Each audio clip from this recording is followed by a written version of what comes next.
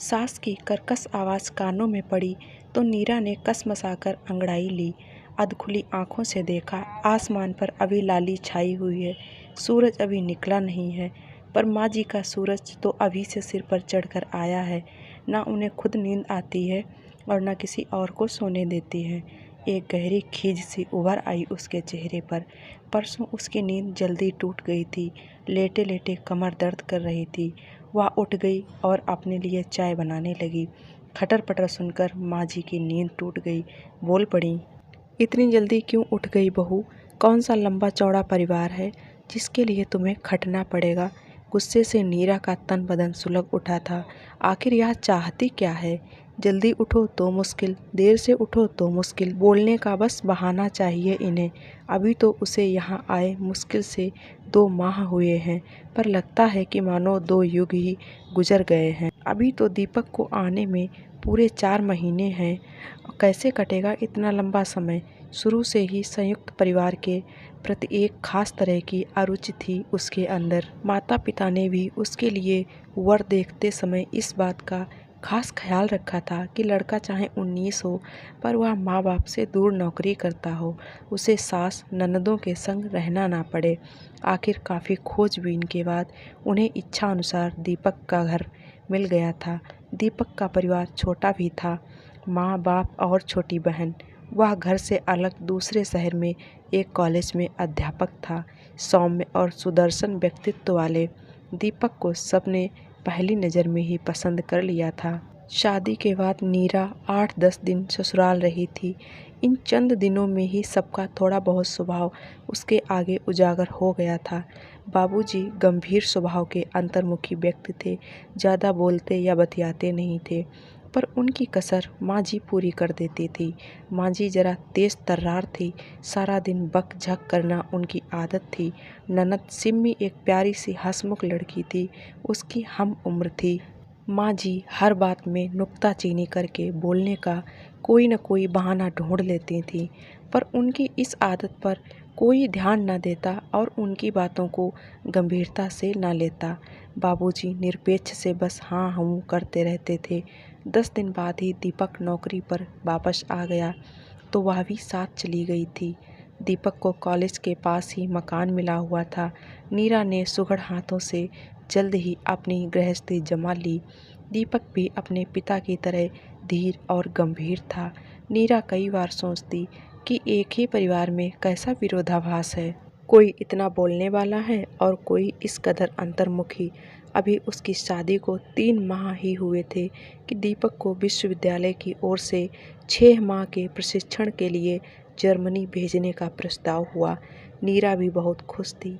दीपक उसे बाहों में समेट कर बोला था, नीरू तुम्हारे कदम बड़े अच्छे पड़े, बड़े दिनों का अटका काम हो गया।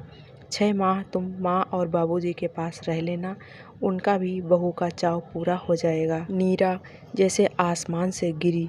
इस ओर तो उसे ध्यान ही नहीं दिया था। अचानक उसकी आंखें भर आईं और वह बोली, नहीं मैं तुम्हारे बिना वहाँ अकेली नहीं रह सकती, मुझे भी अपने साथ ले चलो। नहीं नहीं नीरू, यह संभव नहीं है। मैं फेलोशिप पर जा रहा हूँ, वहाँ हॉस्टल में रहकर कुछ शोध कार्य करना है। तुम वहाँ कहाँ रहोगी? 6 माह का समय होता ही कितना है, पलक झपकते समय निकल जाएगा। फिर तो सब कुछ आनन फानन में हो गया। 1 माह के अंदर ही दीपक जर्मनी चला गया। उसे माँ जी और बाबूजी के पास छोड़ते समय वह बोला था, नीरू माँ की ज़रा ज़्यादा बोलने की आदत है, वैसे वह दिल की साफ़ है, उनकी बातों को दिल पर ना लाना। तुम्हें पता है कि वह सारा दिन बोलती रहती है, तुम बस हाँ हूँ करती रहना। दीपक की बात उसने गांठ बांध ली थी। माँ कुछ भी कहती वह अपना मुंह बंद ही रखती। माँ की बातों को कड़वे घूंट की तरह गटक जाती, पर उनका छोटी छोटी बातों पर हिदायतें देना और टोकना उसे सख्त नागवार गुजरता था। अगर सिम्मी ना होती तो उसका समय बीतना और मुश्किल हो जाता। वही तो थी जिसके साथ वह हंस कर बोल बतिया लेती थी। वही उसे खींचकर कभी फिल्म दिखाने ले जाती तो कभी खरीदारी के लिए। दीवार घड़ी ने टन टन करके 6 बजाए तो वह चौंक पड़ी। अभी माँ जी को बोलने का एक और विषय मिल जाएगा। वह ना जाने किन सोचों में डूब गई। जल्दी से उठी और दैनिक कृत्यों से निवृत्त होकर रसोई में जाकर आटा गूंथने लगी। बाबूजी और सिम्मी दोनों 8 बजे घर से निकल जाते थे। तभी सिम्मी आकर जल्दी मचाने लगी, भाभी जल्दी नाश्ता दो, आज मेरा पहला घंटा है। नीरा के कुछ बोलने से पहले माँ जी बोल पड़ी, जरा जल्दी उठ जाया करो बहू, मैं तो गठिया के मारे उठ नहीं पाती, अब सबको देर हो जाएगी। हम तो सास के उठने के पहले ही मुंह अंधेरे सारा काम कर लेते थे। क्या मजाल जो सास को किसी बात पर बोलने का मौका मिले। हो गया तुम्हारा भाषण शुरू, बाबूजी गुस्से से बोले। अभी सिर्फ 7 बजे हैं और सिम्मी को जाने में पूरा 1 घंटा बाकी है। तुम चुप रहो जी, माँ जी बोली। पहले बेटी को सिर चढ़ाया, अब बहू को माथे पर बिठा लो। नीरा चुपचाप पराठे सेकती रही। सिम्मी बोली, कभी माँ अगर मौन व्रत रखे तो मज़ा आ जाए। नीरा के होठों पर मुस्कान आ गई। सिम्मी पर भी माँ जी सारा दिन बरसती रहती थी। कॉलेज से जरा देर हो जाए आने में तो माँ जी आसमान सिर पर उठा लेती, प्रश्नों की बौछार सी कर देती। देर क्यों हुई, घर पर पहले क्यों नहीं बताया था। सिम्मी झल्ला कर कहती, बस भी करो माँ, जरा सी देर क्या हो गई, तूफान मचा कर रख दिया। मैं कोई बच्ची नहीं हूँ जो खो जाऊँगी। आजकल अतिरिक्त कक्षाएं लग रही हैं, इससे देर हो जाती है। तुम्हें तो बस बोलने भर का बहाना चाहिए। बेटी के बरसने पर माँ जी थोड़ी नरम पड़ जाती, फिर धीमे स्वर में बड़बड़ाने लगती। सिम्मी तो बेटी है, माँ जी से तुर्की व तुर्की सवाल जवाब कर लेती है, पर वह तो बहू है, उसे अपने होंठ सिल कर रखने पड़ते हैं। बिना बोले यह हाल है। जो कहीं वह भी सिम्मी की तरह मुंह तोड़ जवाब देने लगे तो शायद माँ जी कयामत ही बरसा दें। माँ जी और बाबूजी का दिल रखने के लिए ही तो वह यहाँ रह रही है, वरना क्या इतने दिन से वह अपने मायके में नहीं रह सकती थी। बाबूजी और सिम्मी चले गए। वह भी रसोई का काम निपटाकर नहा धोकर आराम कर रही थी। पड़ोस से कुंती की माँ आई हुई थी, वह चाय बनाने लगी। बाहर महरी ने टोकरे में बर्तन धोकर रखे थे, कांच का गिलास निकालने लगी तो न जाने कैसे गिलास हाथ से छूट गया। माँ जी बोल पड़ी, बहू ध्यान से बर्तन उठाया करो, महंगाई का ज़माना है, इतने पैसे नहीं हैं जो रोज़ रोज़ गिलास खरीद सके। जब अपनी गृहस्थी जमाओगी तब पता चलेगा। बाहर वालों के सामने भी माँ जी चुप नहीं रह सकती थी। नीरा की आंखों में क्रोध और क्षोभ के आंसू आ गए। चाय देकर वह अपने कमरे में आकर लेट गई। उसने कभी अपने माँ बाप की नहीं सुनी और यहाँ दिन रात माँ जी की उल्टी सीधी बातें सुननी पड़ती हैं। रात खाने के समय नीरा ने देखा कि दही अभी ठीक से जमा नहीं है। माँ जी का फिर से बोलना शुरू हो गया, तुमने बहुत ठंडे या बहुत गर्म दूध में खट्टा दही डाल दिया होगा, तभी तो नहीं जमा दही। अगर ध्यान से जमाती तो क्या अब तक दही ना जम जाता। दीपक को तो दही बहुत पसंद है, पता नहीं तुम वहाँ ठीक से दही जमा पाती होगी या नहीं। बाबूजी बोल पड़े, ओहो, अब चुप भी रहोगी या बोलती ही जाओगी। तरी वाली सब्जी है, दही बिना कौन सा पहाड़ टूट रहा है। तुम्हें खाना हो तो हलवाई से लेके आता हूँ। बहू पर बेकार में क्यों नाराज हो रही हो।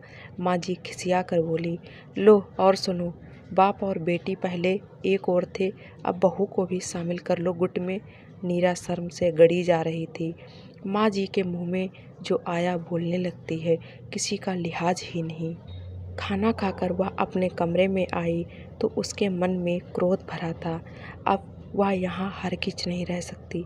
2 माह जैसे तैसे काट लिए हैं, पर अब और नहीं रहा जाता। उसकी सहन शक्ति अब खत्म हो गई है। हर बात में टोका टोकी, भाषणबाजी, आखिर कहाँ तक सुन सकती है वह। कभी कपड़ों में नील कम है तो कभी बैंगन ठीक से नहीं भुने, कभी चाय में पत्ती ज़्यादा है तो कभी सब्जी में नमक कम। बिना वजह छोटी छोटी बातों में लंबा चौड़ा भाषण झाड़ देती हैं। बर्दाश्त की भी हद होती है। अब वह यहाँ और नहीं रहेगी। वह उठकर भैया को खत लिखने लगी।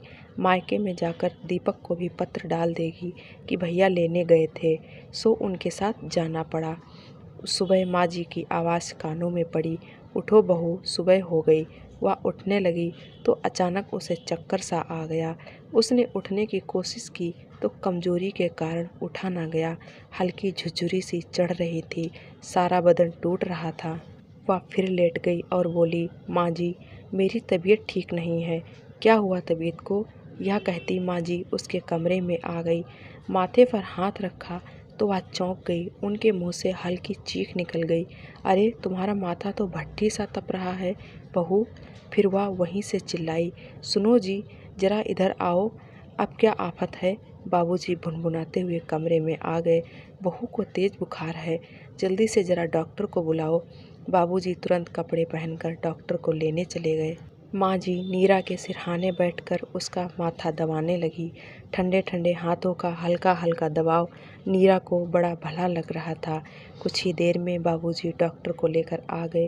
डॉक्टर नीरा की अच्छी तरह जांच करके बोले, दवाएं मैंने लिख दी हैं, इस हालत में अधिक तेज कैप्सूल नहीं दिए जा सकते।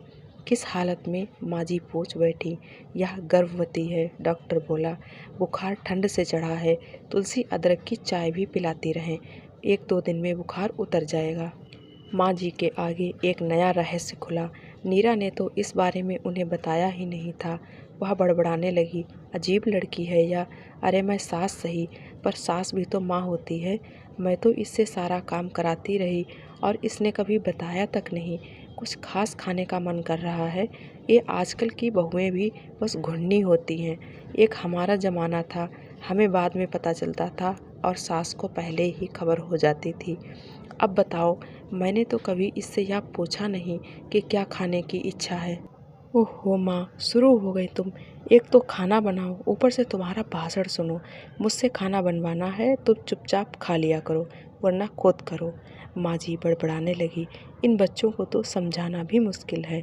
माँ जी 2-2 घंटे बाद अदरक सौंफ वाला दूध लेकर नीरा के पास आ जाती, खुद अपने हाथों उसे दवा देती, रात भर माथा छू छू कर उसका बुखार देखती। अपने प्रति माँ जी को इतना चिंतित देखकर नीरा हैरान थी। बड़ बोली, माँ जी के अंदर उसकी इतनी फिक्र है और उसके प्रति इतना प्रेम है, आज तक वह कहाँ समझ पाई थी। वह तो माँ जी के बोलने और टोकने पर ही सदा खींचती रही। नीरा 4-5 दिन बुखार की चपेट में रही। माँ जी बराबर उसके सिरहाने बनी रही। उसे दवा, दूध, चाय, खिचड़ी आदि सब अपने हाथ से देती थी। कई बार नीरा को लगता जैसे उसकी माँ ही सिरहाने बैठी है। उसका बुखार उतर गया था, पर माँ जी उसे अभी ज़मीन पर पाँव नहीं रखने देती थी कि कहीं दोबारा से बुखार न चढ़ जाए।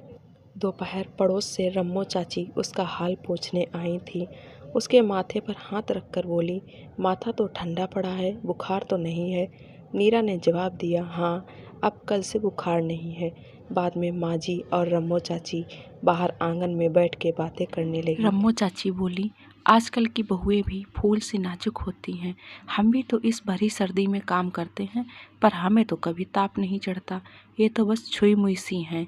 फिर फुसफुसा कर बोली, अरे बहू को बुखार भी है या यूं ही बहाना किए पड़ी है? आजकल की बहुएं तो तुम जानो ऐसी ही होती हैं। तभी माँ जी का तीव्र स्वर सुनाई दिया, बस बस रम्मो, तुम्हारा दिमाग कभी सीधी राह पर चला ही नहीं। तुमने कभी अपनी बहुओं के दुख दर्द को समझा नहीं। तुम्हें तो सब कुछ बहाना लगता है। यह मत बोलो कि बहुएं भी हाड़ मांस की बनी हैं। मैंने तो नीरा और सिम्मी में कभी कोई फ़र्क ही नहीं माना है। तुम भी अगर यह बात समझ लो तो तुम्हारे घर की रोज़ की चकचक खत्म हो जाए। रम्मो चाची खिसियानी सी रह गईं। मैंने जरा सा क्या बोला, तुमने तो पूरी रामायण बाँच दी। यूं ही बात से बात निकली थी तो मैं बोल पड़ी थी। आज तो बोल दिया, आगे से मेरी बहू के बारे में ये ना बोलना। माँ जी के अंदर अभी भी आक्रोश था। नीरा लेटी लेटी हैरानी से माँ जी की बातें सुन रही थी। सचमुच वह माँ जी को जान ही कहाँ पाई। दीपक ठीक ही कहते थे, मुँह से माँ जी चाहे कितना भी बकझक कर लें, पर मन तो उनका साफ पानी सा निर्मल है। इस बीमारी में उन्होंने उसका जितना ख्याल रखा, उसकी माँ शायद इतना नहीं रख पाती। और फिर माँ जी सिर्फ उसी को तो नहीं बोलती, सिम्मी और बाबूजी भी माँ की टोका टोकी से कहाँ बच पाते हैं। यह तो माँ जी का स्वभाव ही है। वैसे इस उम्र में आकर औरतें अक्सर इस स्वभाव की हो ही जाती हैं। उसकी माँ भी तो कितना बोलती है, पर फ़र्क सिर्फ यह है कि वह माँ है और यह सास है। उनका कहा वह इस कान से सुनकर उस कान से निकाल देती थी और सासू माँ का कहा गांठ बांध कर रख लेती है। अभी तक उसने सिक्के के एक पहलू को देखा था, दूसरा पहलू तो अब देखने को मिला है जिसमें ममता और प्रेम भरा है। नीरा उठी, मेज पर रखे भैया को लिखे खत को उठाया और उसके टुकड़े टुकड़े कर दिए। मायके जाने का विचार उसने छोड़ दिया। दीपक के आने तक वह माँ जी के साथ ही रहेगी। माँ जी का दूसरा ममतापूर्ण और करुणामय रूप देखकर अब इस घर से जाने की इच्छा ही नहीं थी उसे। दोस्तों, आज की मेरी कहानी आप लोगों को कैसी लगी? अच्छी लगी हो तो प्लीज़ एक लाइक कर दें और जो लोग मेरे चैनल पे नए हैं सब्सक्राइब करना बिल्कुल ना भूलें। साथ में बेल आइकन को ज़रूर प्रेस कर दें। मिलते हैं एक नई पारिवारिक कहानी के साथ में। तब तक के लिए bye bye, take care, thank you.